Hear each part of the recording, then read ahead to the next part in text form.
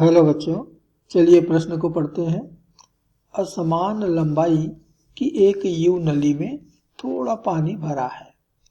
440 hertz का एक त्वरित द्विभुज नली की छोटी भुजा में मूल आवृत्ति का अनुनाद पैदा करता है। यही द्विभुज नली की बड़ी भुजा में पहले अधिस्वरक का अनुनाद पैदा करता है। हवा में ध्वनि की चाल 330 मीटर प्रति सेकंड मानकर यू नली की दोनों भुजाओं में हवा के स्तंभों की लंबाइयां निकालें। तो इस प्रश्न के लिए जो मूल अवधारणा है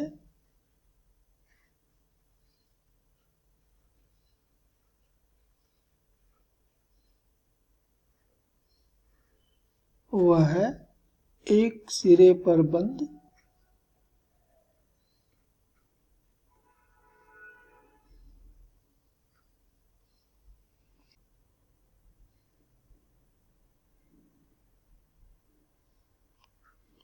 नली में वायु स्तंभ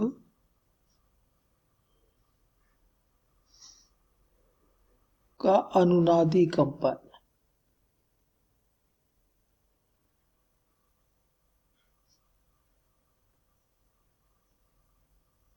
तो ये असमान भुजाओं वाला यू नली है जिसमें थोड़ा पानी भरा हुआ है।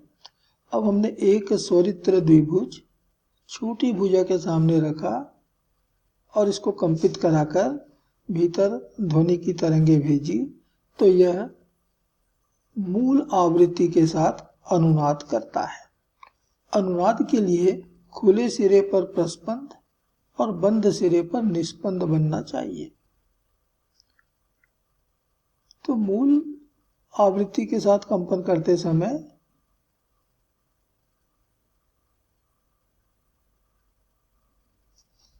नली में भरे वायु स्तंभ का कंपन कुछ इस तरह से होता है कि खुले सिरे पर बन गया प्रस्पंद और बंद सिरे पर बन गया निस्पंद।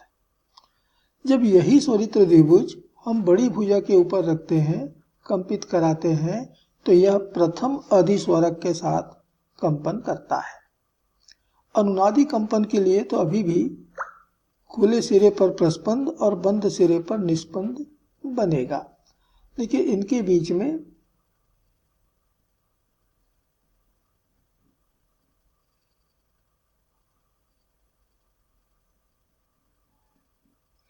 अब एक लूप भी बन जाएगा जैसा कि चित्र में दिखाया हुआ है, अर्थात एक प्रस्पंद और एक निस्पंद और आ जाएंगे। तो छोटी भुजा की लंबाई हम मान लेते हैं L1। छोटी भुजा में भरे वायु स्तंभ की लंबाई मान लेते हैं L1, तो बड़ी भुजा में भरे वायु स्तंभ की लंबाई मान लेते हैं L2 है। तो ये L1 जो है वो A से लेकर N तक अर्थात प्रस्पंद से लेकर निस्पंद तक की दूरी है, और यह दूरी होता है λ/4 के बराबर। प्रस्पंद से निस्पंद की दूरी λ/4।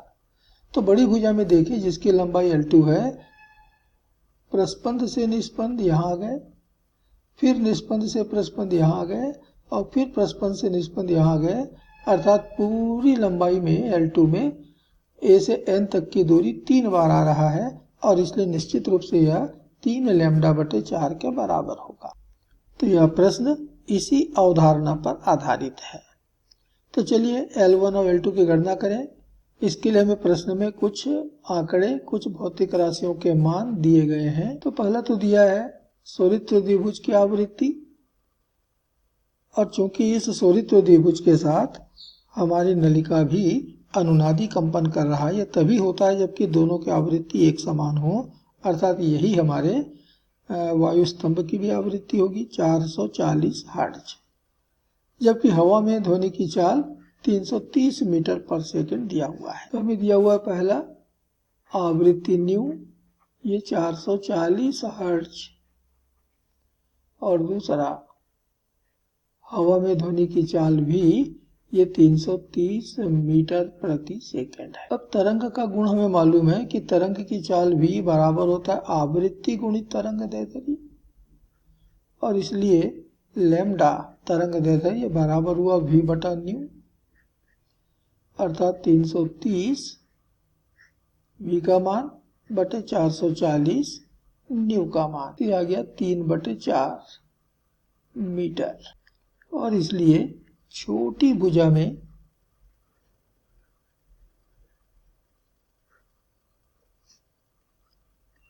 वायु स्तंभ की लंबाई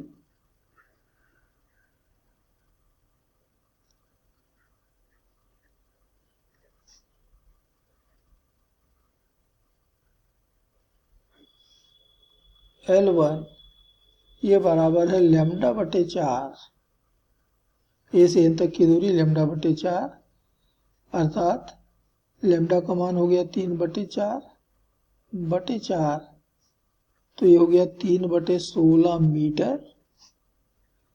इसे सेंटीमीटर में बदले तो 100 से गुणा कर देंगे, तो आ गया 4 चौक 16 और ये 25 चौक 100, 75/4 सेंटीमीटर, तो हो गया 18.75 सेंटीमीटर। और ठीक इसी प्रकार बड़ी भुजा में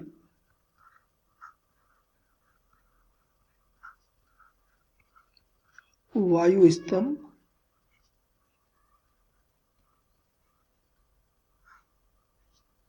की लंबाई L2 बराबर है 3 λ/4।